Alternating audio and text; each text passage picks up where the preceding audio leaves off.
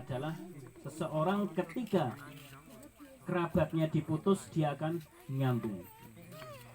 Ya, ketika ada kerabatnya semisal melengosnya ketemu tenggalang, ya kita salami, kita sapa. Ketika kita datang ke rumahnya,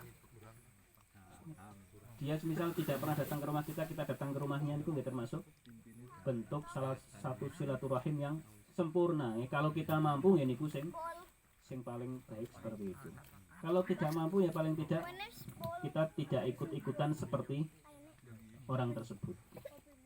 Tidak ikut-ikutan orang tersebut. Jadi kita harus berakhlak dengan baik, yakni bermuamalah dengan orang tersebut dengan muamalah yang baik meskipun dia melakukan hal-hal yang tidak baik kepada kita. Ya, makanya tadi saya sampaikan afdhalu shadaqati shadaqatu ala dzi rahimin kasyih.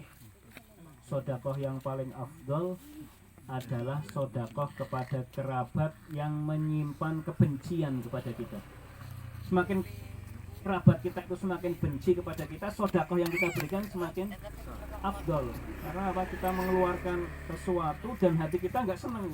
Mungkin karo utang sing ora tahu dan ngeneng-nanyang terus ya. Tapi dikirimi masakan, damel roti ya dikirimi roti, masak daging ya dikirimi. Itu kalau mampu ya seperti ini, dan itu yang paling sempurna. Kalau kita tidak mampu untuk berbuat baik, ya paling tidak kita tidak menyakiti, dan mungkin untuk waktu-waktu tertentu, khususnya dalam momen-momen tertentu kita datang mengunjungi. Fabi qalbihi wa dzalika ad'aful iman. Kalau seseorang melihat kemungkaran, maka hendaknya dia merubah dengan kekuasaannya. Kalau tidak mampu dengan lisannya, kalau tidak mampu dengan hatinya. Ya, kadang kita itu ketika melihat kemungkaran kadang terbatas nih kemampuan kita. Semisal contoh sekarang, kalau yang sedang ngerasani anak buah kita kan ya, tikan ngerasani wong menang ngerasani gampang ya, kita misal ngatur bawahan kita. Cuma kalau yang hibah semisal atasan kita semisal lagi hibah, jenengan aja ngerasani wong, lagi pecat ya. Atau mungkin kadang orang yang lebih tua dari kita ngomong juga ya, seperti tadi yang disampaikan Ustaz April, berat ya. Kita tidak mampu untuk merubah kemungkaran dengan kekuasaan kita. Kalau tidak mampu, paling tidak dengan lisan. Ya dulu kalau sesama teman itu mungkin lebih enak nih.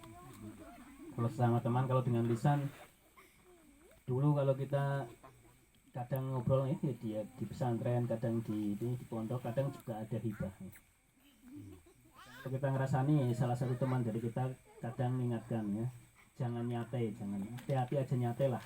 Isuk-isuk wis nyate, maksudnya nyate kan kita makan dagingnya orang.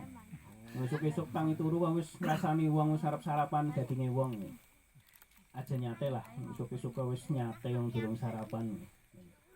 Kadang ya kita cari cari kalimat yang kira-kira pas, yang sesuai.